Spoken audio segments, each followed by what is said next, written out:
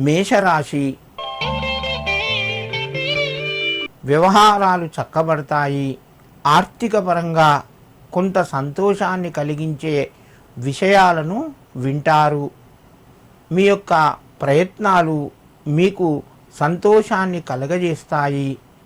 ఉద్యోగస్తులకు తోటివారి సహకారం ఉంటుంది. నిరుద్యోగ ప్రయత్నాలు ముందుకు వెళ్తాయి. కొంత శుభవార్తను కూడా వింటారు. వివాహానికి సంతానానికి సంబంధించిన ప్రయత్నాల్లోపట మీకు సంతోషకరమైనటువంటి వార్త వింటారు. కుటుంబ సభ్యుల యొక్క సహకారం ఉంటుంది. ఆరోగ్యపరంగా అనుకూలంగా ఉంది. ఈ రాశివారు ఈరోజు మహాలక్ష్మి అయి నమః అని చెప్పి అమ్మవారిని తలుచుకొని నమస్కరించి మీ పనులు ప్రారంభించండి.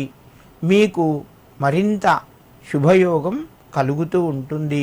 వృషభ రాశి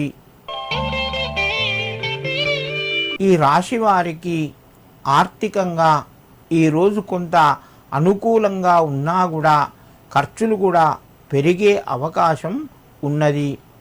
బంధుమిత్రుల ద్వారా మీకు సంతోషకరమైనటువంటి వార్తను వింటారు.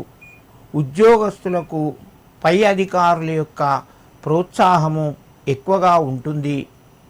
సమయానికి మీకు డబ్బు చేతికి రావడం వలన మీరు తీసుకునే నిర్ణయాల్లోపట మార్పులు జరిగే అవకాశం ఉన్నది. కుటుంబ సభ్యుల యొక్క సహకారం ఉంటుంది. వృషభ రాశి వారు ఈరోజు మహాలక్ష్మి అష్టకాన్ని చదువుకొని నమస్కరించి మీ పనులు ప్రారంభించండి.